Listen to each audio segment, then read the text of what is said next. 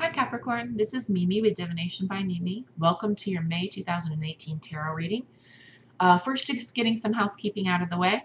Um, just asking you, if you haven't subscribed, please click that red button. That way you can get notifications when new videos come up. You can check on your friends and family signs as well to see what energies are in their lives at the moment. Um, in addition, if you've got comments or questions, please leave them in the comment section below the video. That way we can keep a dialogue going. Also, if you would like a personal reading, please email me at mimimemes@hotmail.com. You will find that email address in the description box below the video, along with my pricing. So that's housekeeping out of the way. Let's get into a transit that's going to affect everyone.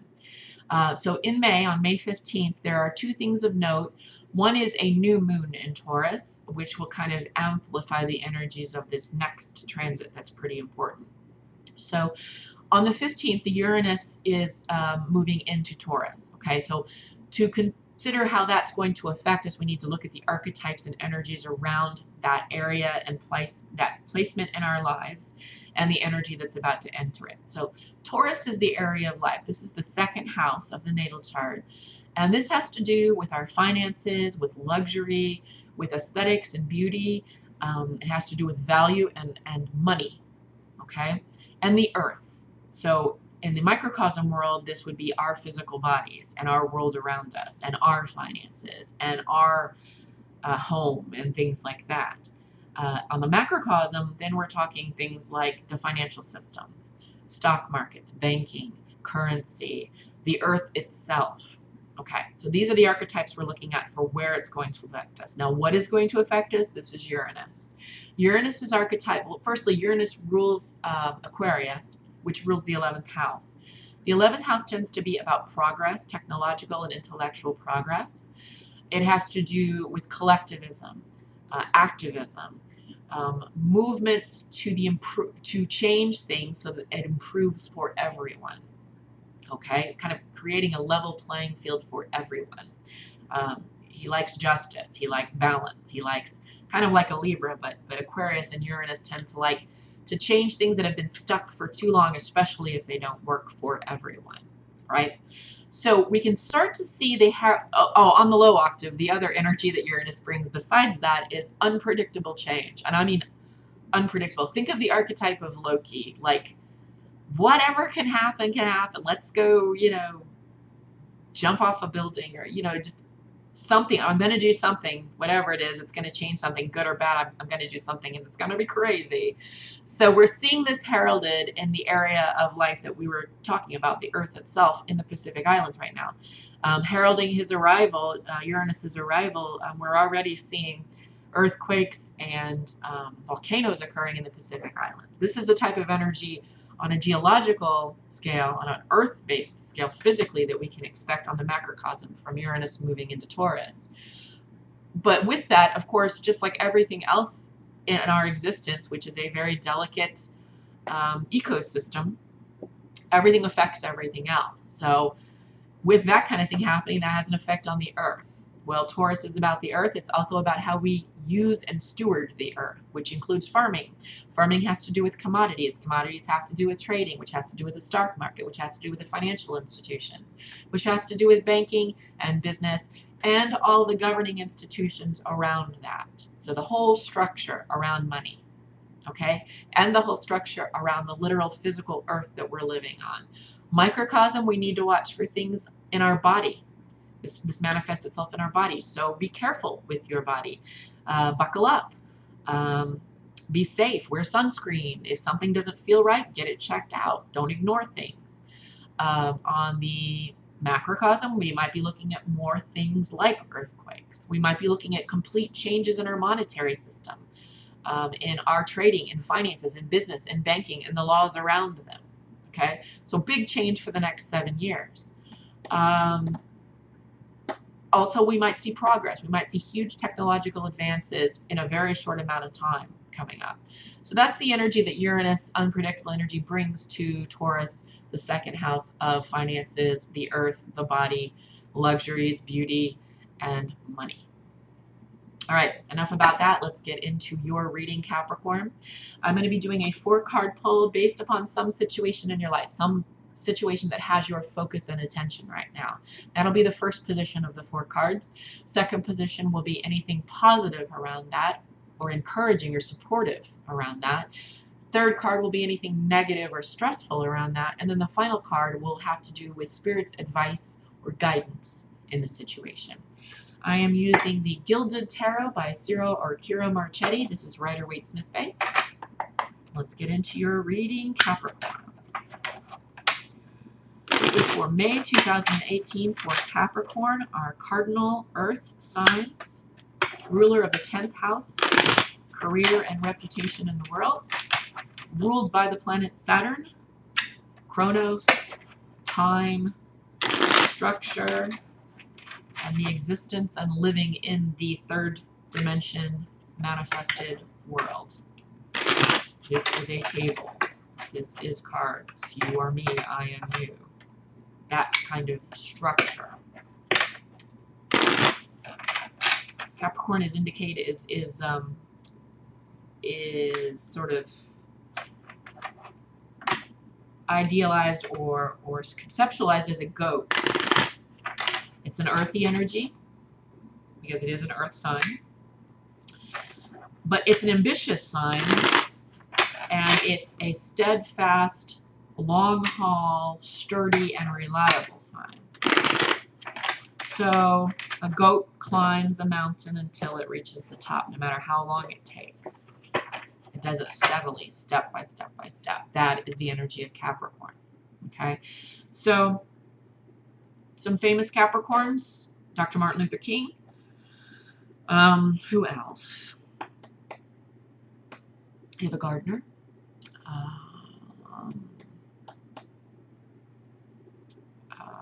Lemmy Kilmister. Marilyn Manson. Elvis Presley.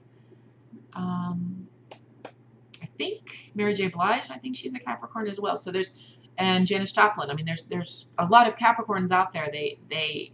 And some of the people that I'm talking about you wouldn't think immediately as, oh, these are structured, plotting, ambitious people. They all are, but they bring a different flavor to the table. Like the rock and roll, there's a huge number of rock and rollers that are Capricorn. That's crazy to me. It seems like it's the antithesis of what Capricorn's about, but that's not true.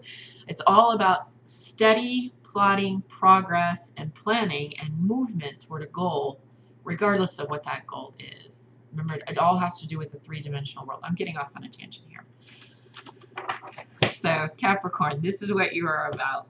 Cardinal, initiators, leaders, starters of things, and Earth, and ruled by Saturn. Understanding the structure of things and the rules of living in a 3-dimensional world. Very aware of what is needed to make something happen.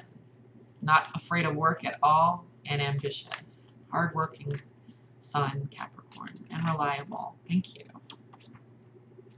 So right now you're sitting in a place of temperance. This is major arcana, so it looks like you might be making some life changes physically, mentally, spiritually that are helping you to, and these are changes that needed to happen apparently, that are helping you to deal with the stresses of life without overindulging in different areas of your life. The negative aspect of that is the King of Cups. This is the Scorpio card. Scorpio is the 8th house, and it has to do with the shadow world. This means that you're taking this time free of conduits of escape, meaning free of crutches that you might use to get through something. You're looking at everything in a very sober way, and it looks like you're looking at the shadow part of yourself. You're really going through transformation. It makes sense, actually, with Saturn having returned to the 10th house. But it looks like you're really taking a long look at why you do what you do, what has happened to you in the past, and if those behaviors have served you. And you're doing it from a very healthy perspective. Temperance is a card that, or an energy, and this is karmic. So this is something that had to happen, and it's happening in all areas of your life. It's an energy that allows you to balance all aspects of yourself, the light and the dark, the shadow and the light, right?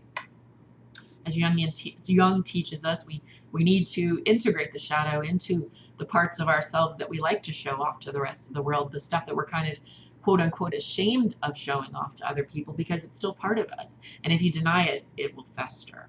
So this journey you're on is very important. The negative or stressful aspect of that is the hangman in reverse. Hangman in reverse can mean a couple of things. It can mean that there is a fast movement, and the hangman is also major arcana, meaning this is a fateful karmic change that's affecting all areas of your life. But I think what this is actually doing in your case is warning you to not be too sanctimonious or self-righteous in this current path or journey of discovery that you're on, of inner discovery. Okay, so as you're investigating the 8th house, as you're investigating your shadow aspects, and you're finding healing in that, you know, by using temperance, by not relying on those old crutches, those old conduits of consciousness change, of escapism, like drink or drugs or sex or partying or working all the time. But as you're doing this, remember, not everyone is ready to do that. So you're being warned here to stay in your own lane, okay, and focus on your work that you need to do. And even though it's great for you and it's healing for you, and the instinct will be there to share that with other people, there's a warning here of not being too self-righteous about it, not being too sanctimonious about it. In other words, don't proselytize the healing that you're having. People will see it by your example. They'll see, hey, this Capricorn's much happier than they used to be. Wonder what's going on. And they might ask you, and you'll say, well, I made some life changes. I removed some things from my life that don't serve me any longer. And I've started to take a long look at my behaviors and how they've gotten me to where I am today. And am I happy with that? And letting go of things that work and letting go of things that don't work and keeping things that do work. Overall advice from Spirit is the Queen of Wands in reverse. This is Aries in the reverse. So Aries is the first house, and it has to do with I am. It's literally the first experience in the world of the infant. Okay, it's an impulsive energy when it's in its low octave. So Spirit is warning you to not expect changes overnight. It's warning you to have some patience with the process.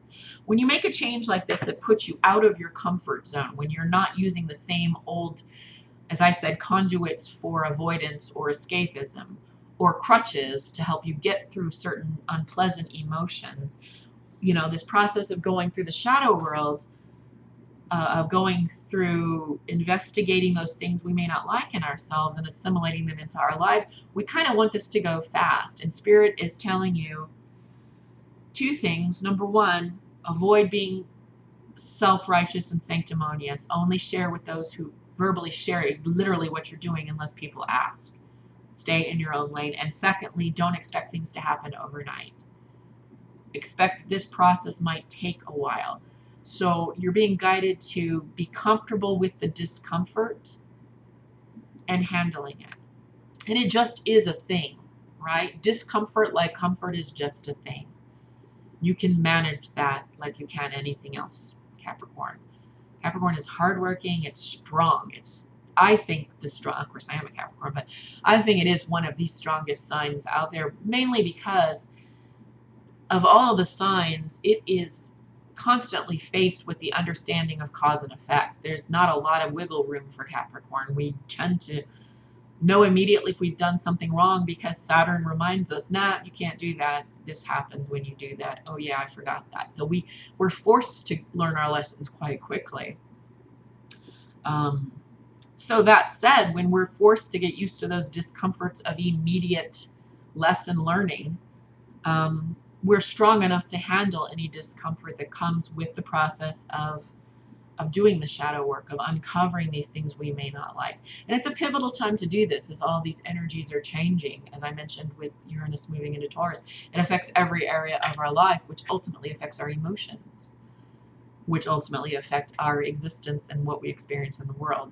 Sorry, that was a roundabout thing there. So yeah, stay on the course and do it soberly as you are investigating these parts of yourself and processing these old hurts and wounds and behaviors and changing them and releasing what doesn't work. Don't expect it to happen overnight, and make sure that you don't proselytize this change. No matter how fabulous it is, people will see how fabulous it is, and if they want to know, they'll ask. But if they don't ask, keep it to yourself. That's kind of the guidance I'm getting here. Stay in your own lane. Do you know, take care of you, and the rest of the world will figure it out. And they'll learn by your example. That's the best way to learn anyway. All right, Capricorn. That's all I got for you. If you have any questions, again, leave them in the comment section below. If you'd like a personal reading, email me at memes@hotmail.com. You'll find that email address and pricing in the description box below. Subscribe if you haven't, please. And otherwise, if I don't hear from you in the comment section or in a reading, then I will talk to you in June. Take care, Capricorn.